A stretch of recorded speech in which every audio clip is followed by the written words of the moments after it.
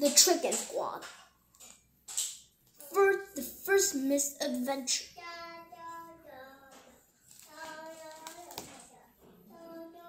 By Lauren Crown. Illustrated by Kevin Clark. Chapter 7 to the Epilogue. Chapter 7. Sugar and Dirt were packing up their equipment so they could rescue Moosh from the UFO. Poppy lugged a bag full of rocks, and Sweetie carried a box of grass clippings, a tank of helium, and an orange balloon. "You can't leave me here alone!" cried the squirrel. "You can't! You can't! You can't!"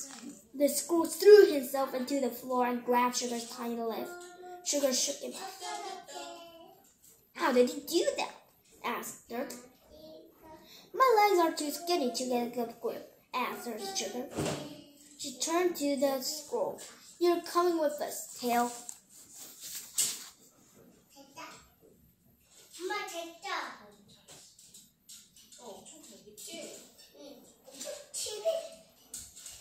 "But you have to keep quiet and quit twitching. It attracts attention and it makes me nervous." "I'm not going back out there," cried the squirrel. "Never! Never! Never!" "Listen, Tail," said Sugar. "You're going to do exactly what I tell you to do. There are aliens out there. Aliens looking for chickens. My mother is out there. My mother is a chicken. Do you follow me?" The room felt quiet.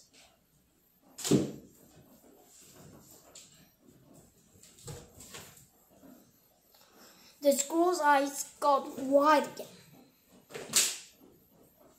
"Don't even think about fighting, kid," said Sugar. "I'll drag you out there myself and toss you into the UFO. I'm pretty sure that they'll toss you back, but I'm willing to take that risk."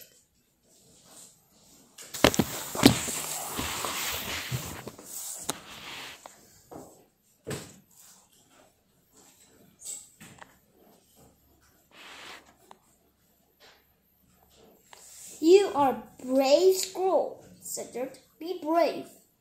"What do we do with the grass clippings?" asked Poppy. "Camouflage," said Sugar. "Poppy, you lick Sweetie. Sweetie, you lick Poppy. Then roll around in the grass clippings.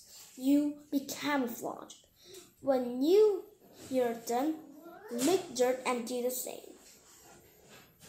"I will not be licked by a chicken," announced the squirrel. "Trust me," said Sugar. "I will never ask anyone in my family to lick a squirrel. You're on your own, pal."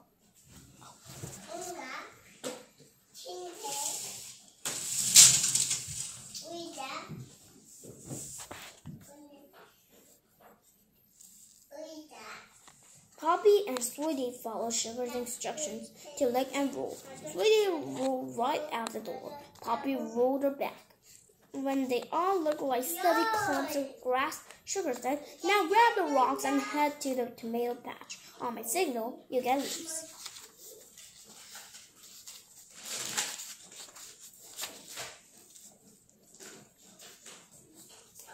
"Got it," said Poppy.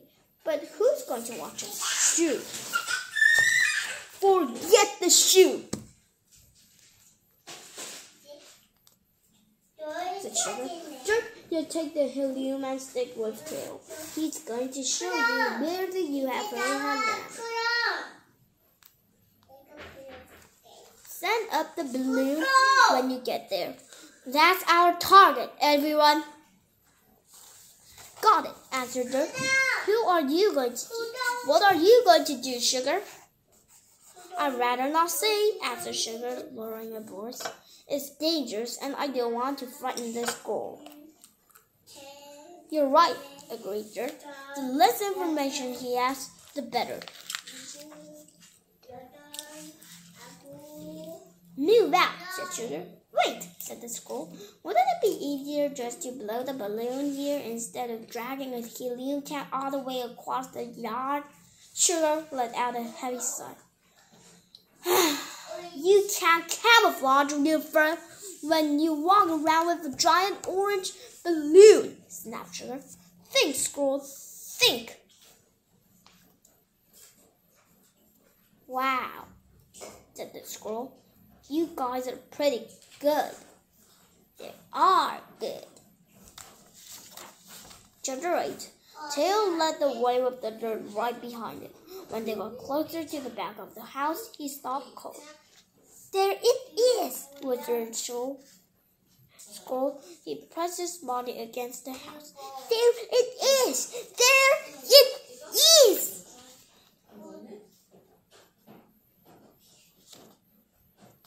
They stepped in the front of the squirrel and placed her wig to the lips. Then she poked around the side.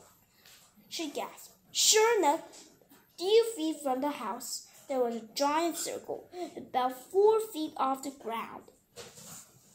She had never seen it before. That is big and scary. You are right, said Dirt. And that is definitely a circle. Nice work. Dirt studied the giant circle for another minute.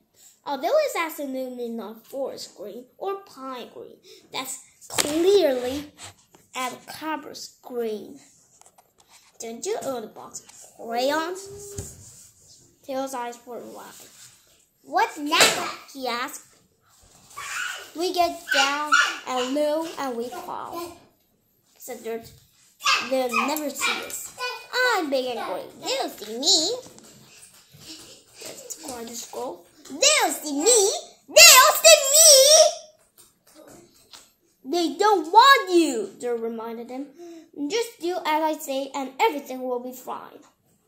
Tail started to turn scaredy squirrel gray again. Repeat after me, said Dirt. I am a brave squirrel. I am a brave squirrel. I am a brave squirrel. I am a brave squirrel. The color returned to his face. They crawled closer to the UFO. It was hissing and popping. The air around it made everything look wavy. Now what? Asked the squirrel. We blow up the balloon, answered Dirt. We tie it to that flower next to the UFO. Then what? Asked the squirrel. We wait for the others, said Dirt calmly. What are they going to do? Asked the squirrel. I never know, kid, answered Dirt. I never, ever know.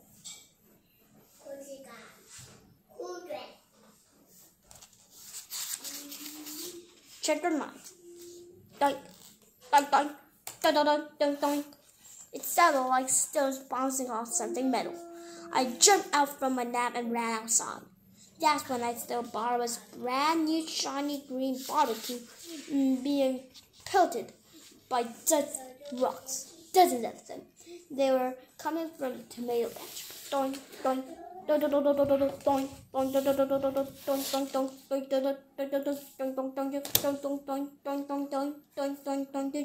doink, doink. I ran as fast as I could toward the patch and took a couple of hits myself. That's where I found 2 clumps of grass hurling pebbles at the back deck. What are you doing? I yelled. I grabbed a bag of frogs with my teeth and dragged it away from them. Then I tripped over an old green shoe. Calm down! What on the earth is wrong with you? I asked.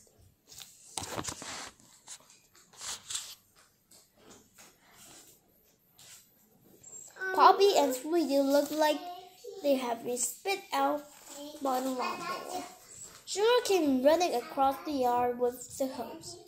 We're coming for you, Mom. We won't let the aliens take you.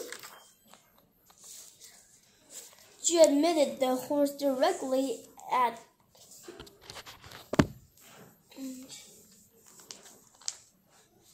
the front of the giant round barbecue. The water came out as fast and hot as quickly as it knocked over. Give me back my mother, you chicken stealing aliens! The back door swung open with a giant squeak. Squeak! The chickens all lay down flat in the grass.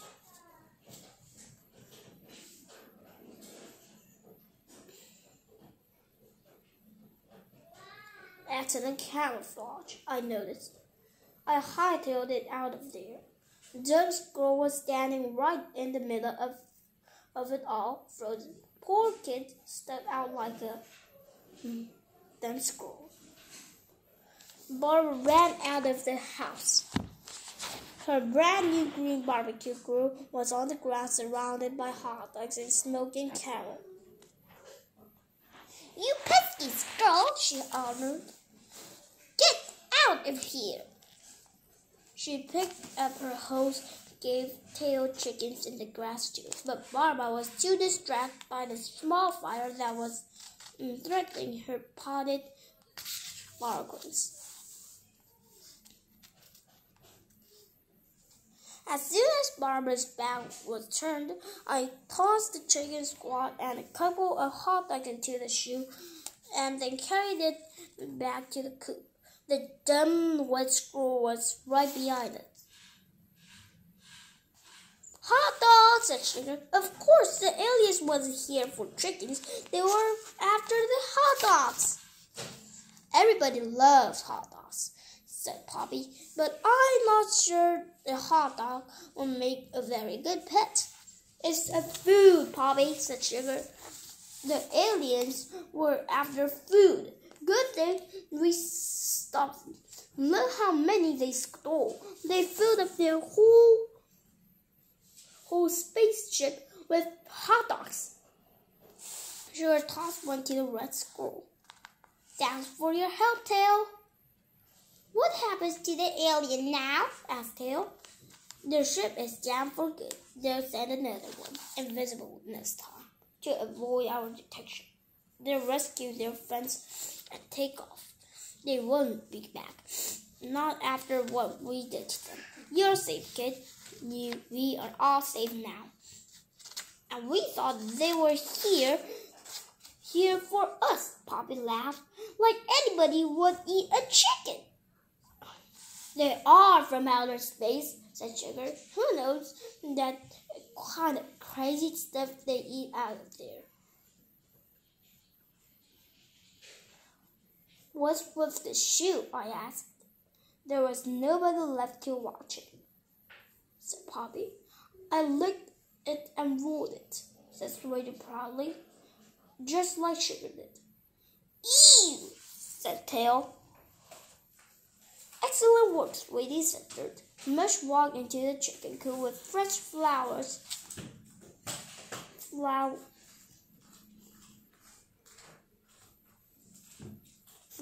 from her garden. The chickens were surrounded with a big, enormous, and huge chicken squad hut. Is that the squirrel? She asked, looking at Tail. No, said Tail. I am a brave squirrel. You are sure, kid, said Sugar. You sure are. The end. Epilogue.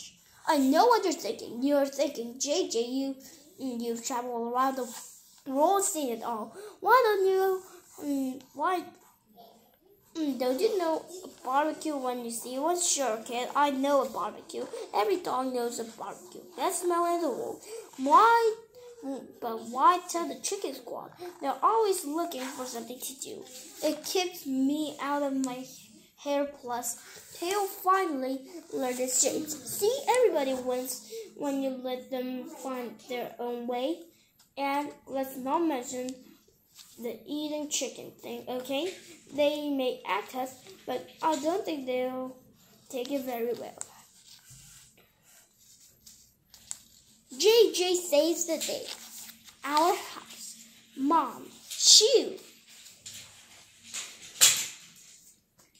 The end.